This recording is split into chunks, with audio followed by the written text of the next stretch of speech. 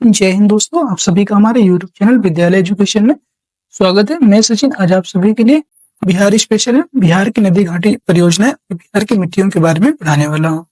और इस क्लास में आपको जो है इम्पोर्टेंट जो इतनी भी बहुउद्देशीय परियोजनाएं हैं जैसे कि सोन, गंडक, कोसी, जितनी भी नदियां हैं उनमें जो स्थित परियोजना है सभी के बारे में बहुत से डिटेल से पढ़ेंगे।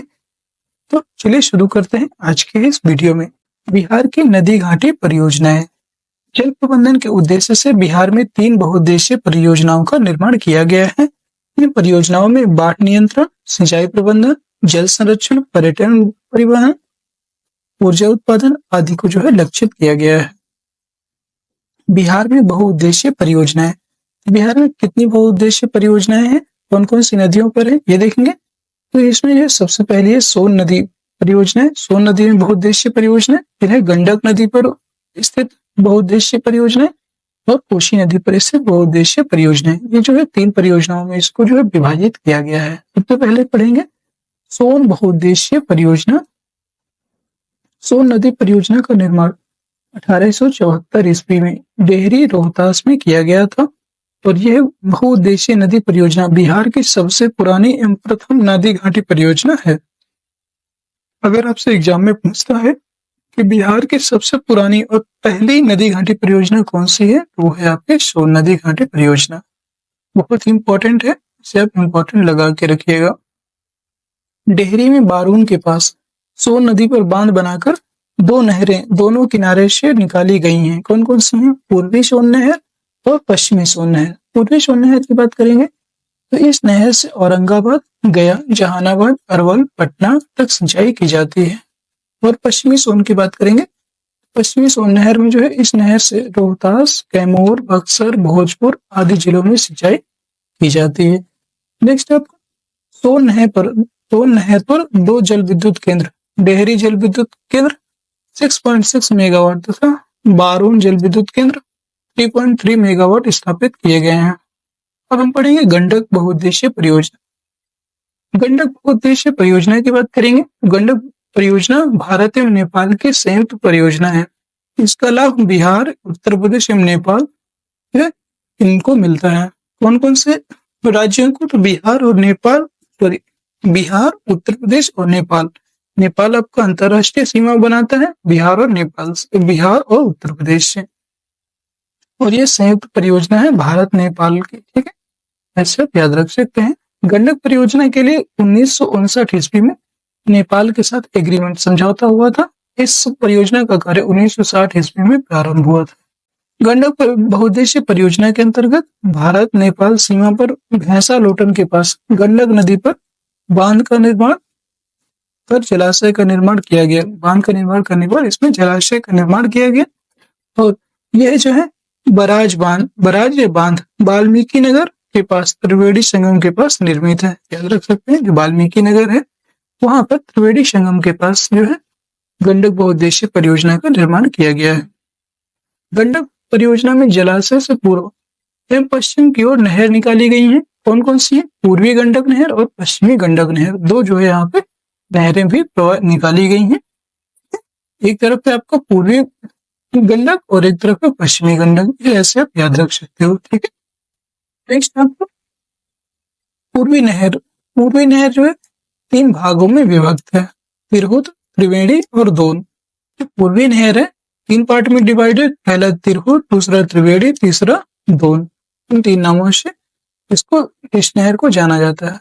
तिरहुत, त्रिवेणी एवं दोन नहर से पश्चिमी चंपारण, पूर्वी चंपारण, मुजफ्फरपुर, वैशाली आदि जिलों में सिंचाई की जाती है।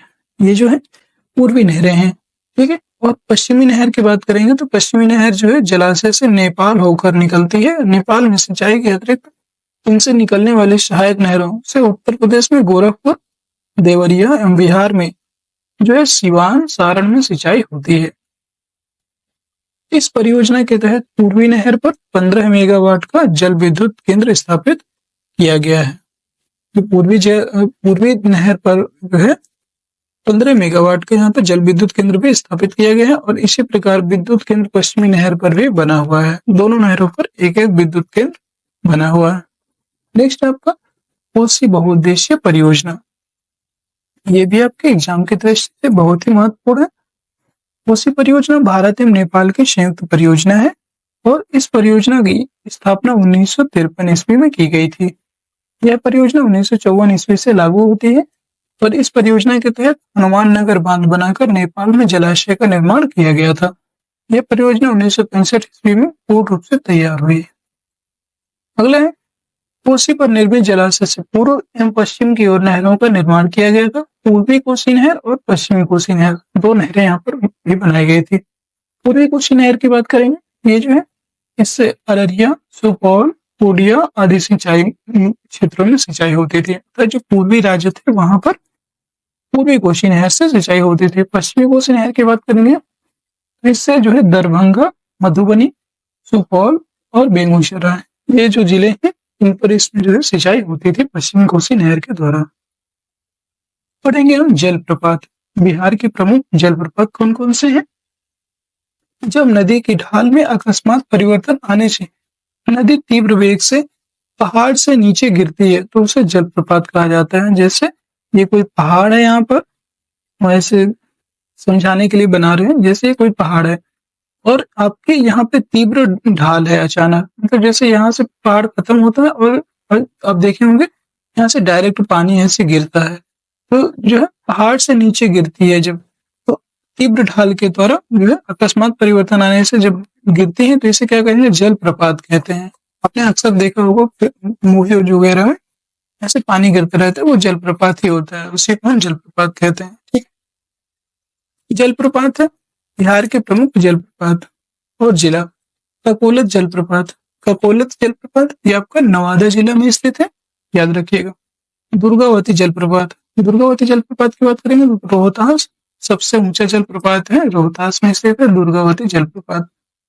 कर्मनाशा जलप्रपात, कर्मनाशा जलप्रपात की बात करेंगे तो कर्मनाशा जलप्रपात जो है आपका बक्सर जिले में स्थित है। नेक्स्ट आपका धुआं कुंड जलप्रपात, धुआं कुंड जलप्रपात आपका सासाराम रोहतास में स्थित है। मंजर कुंड जलप्रपात, मंजर कुंड जलप्रपात की बात करेंगे तो ये भी आपको सासाराम रोहतास में स्थित है। सासाराम रोहतास में दो जो है, जो सासाराम रोहतास है यहाँ पर दो जलप्रपात स्थित हैं, धुआं कुंड और मंजर कुंड जलप्रपात। फिर है जियार कुंड जलप्रपात, जियार कुंड की बात जलप्रपात की बात करेंगे तो ये भोजपुर जिले में स्थित है। फिर है तिलहर कुंड जलप्रपात, तिलहर कुंड जलप्रपात ये आपको कैमूर जिले में स्थित है, याद रखिएगा। इसका आप एक बार स्क्रीनशॉट लेकर रख लीजिए और कहीं पे भी आप लगा लीजिएगा। नेक्स्ट है आपका बिहार की प्रमुख झीलें। बिहार की प्रमुख झीलें, एक तरफ झील दिया हुआ है और एक तरफ जिले। कांवर झील की बात करें, कांवर झील आपकी कहाँ स्थित है? ये बेगूसराय में स्थित है कांवर झील। गोगाबिल या घोंगा झील, गोगाबिल या घोंगा झील आपके कटिहार में स्थित है।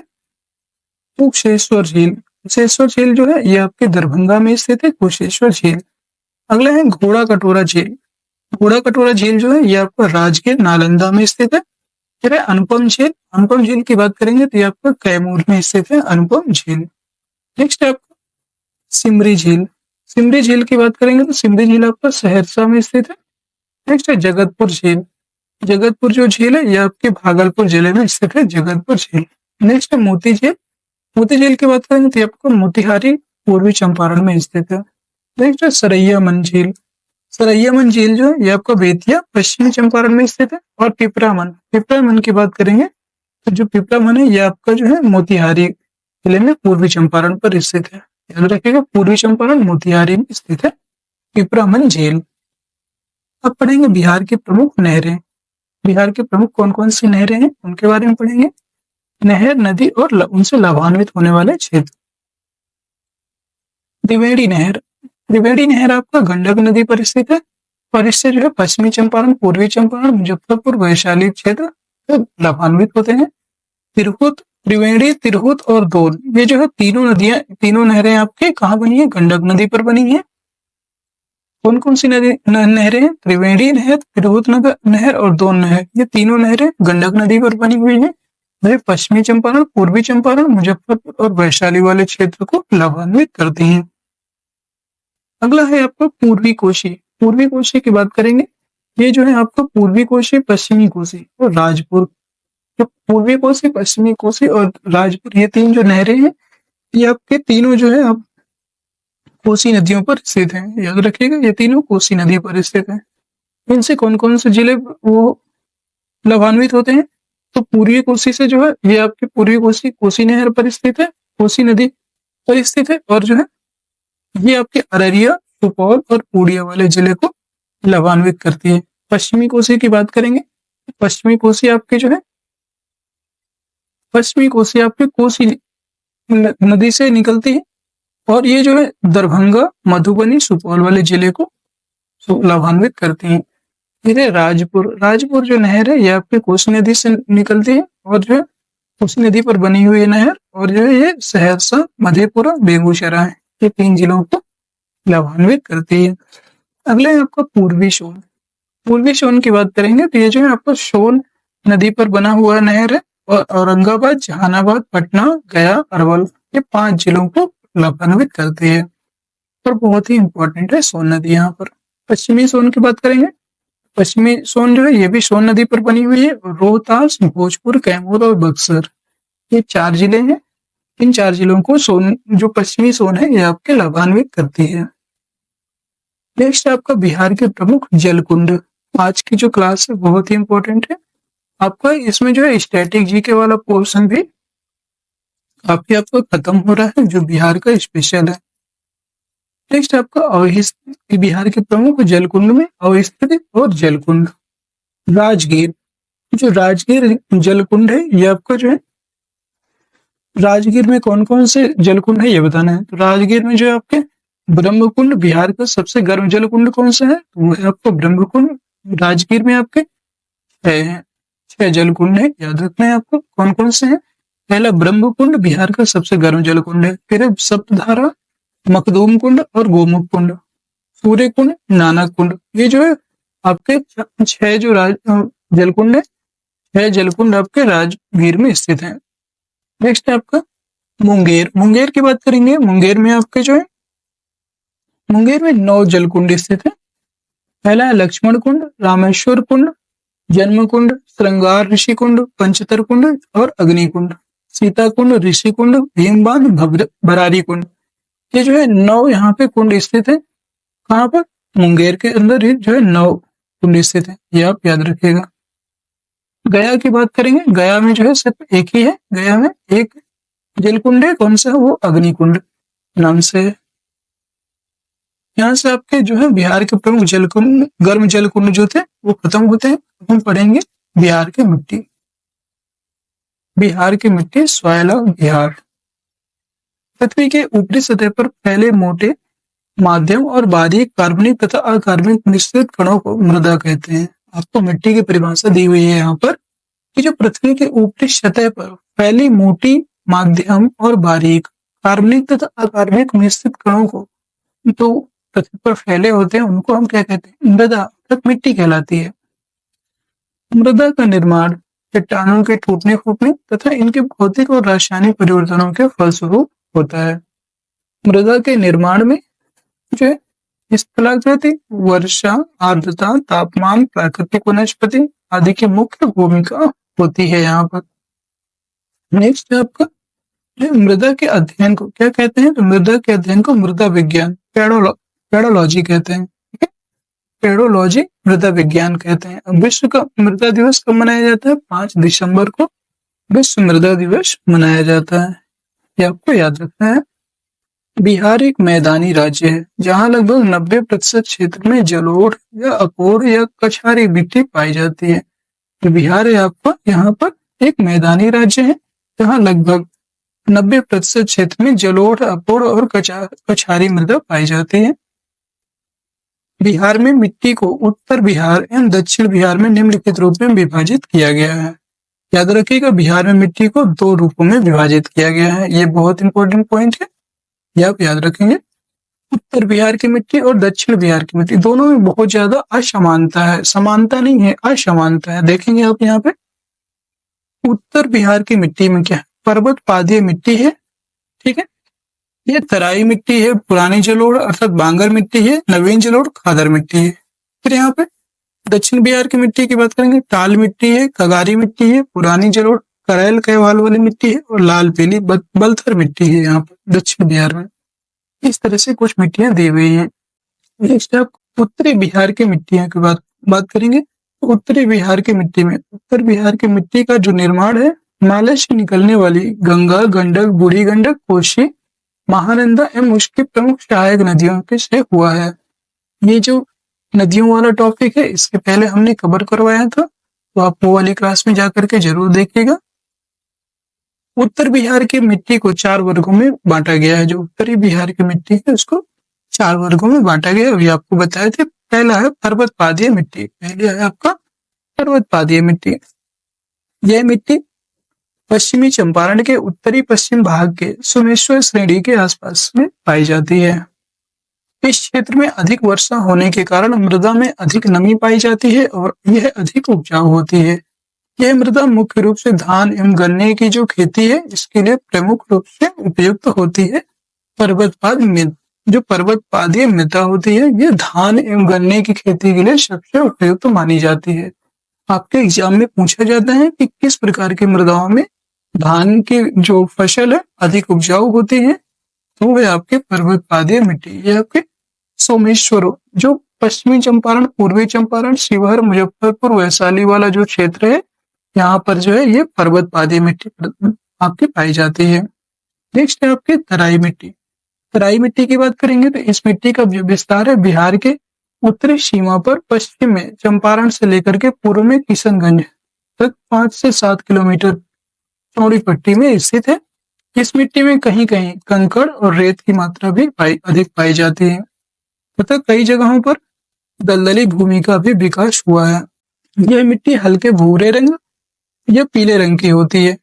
हल्के भूरे या पीले रंग की होती है। यह मिट्टी जो है धान, पटसन और गन्ने की खेती के लिए अनुकूल होती है। जो तराई मिट्टी है ये भी आपका जो है उत्तरी सीमा पर पश्चिम में चंपारण से लेकर पूर्व में किशनगंज तक पाई जाती है और ये भी आपके धान, पटसन, गन्ने की खेती के लिए उपजाऊ मृदा मानी जाती है। नेक्स्ट है आपका पुरानी जलोढ़ मृदा। पुरानी जलोढ़ मृदा जिसको हम बांगर मिट्टी भी कहते हैं, ठीक है।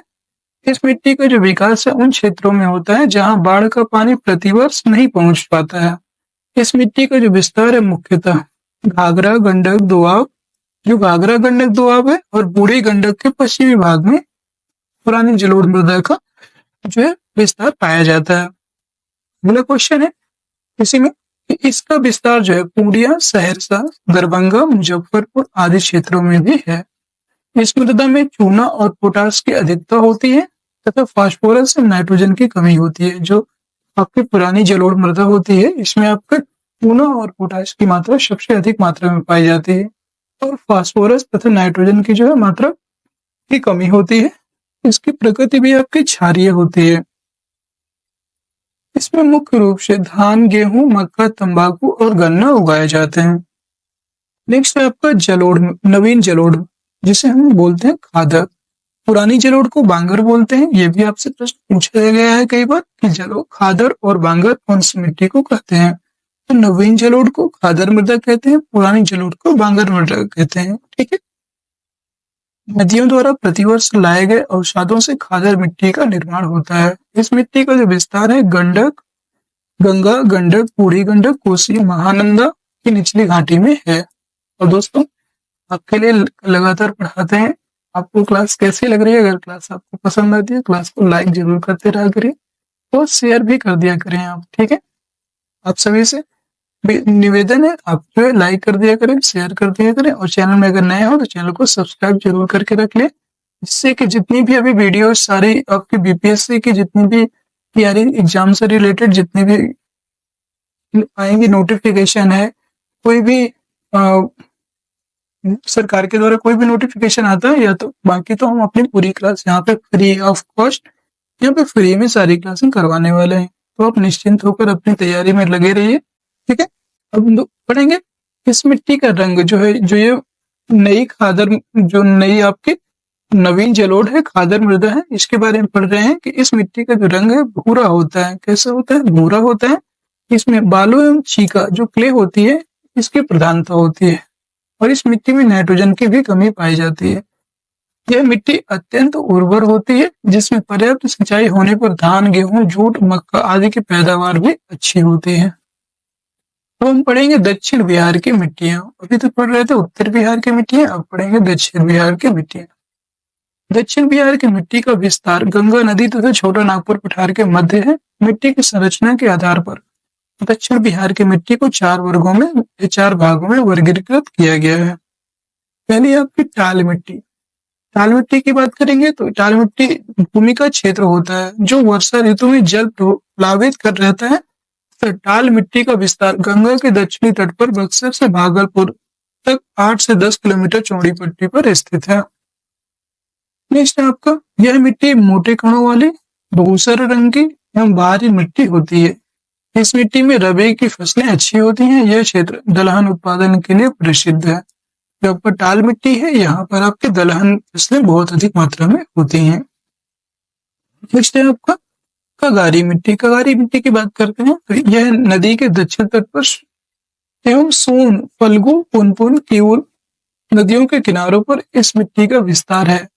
इसकी उर्वरा शक्ति कुछ कमजोर होती है। यह मिट्टी जो है मोटे अनाज एवं सब्जी के उत्पादन के लिए जानी जाती है।